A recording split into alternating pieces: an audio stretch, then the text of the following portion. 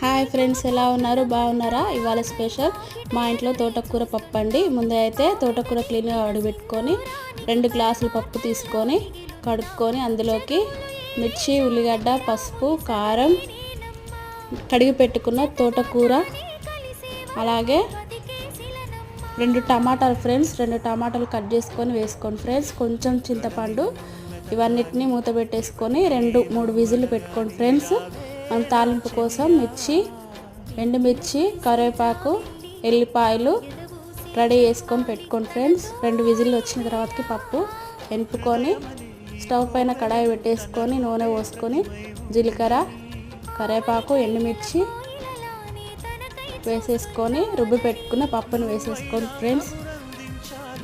వేడి అన్నంలోకి తోటకూర పప్పు, దీని కాంబినేషన్ మామిడికాయ పచ్చడి ఫ్రెండ్స్, అద్దరిపోతుంది.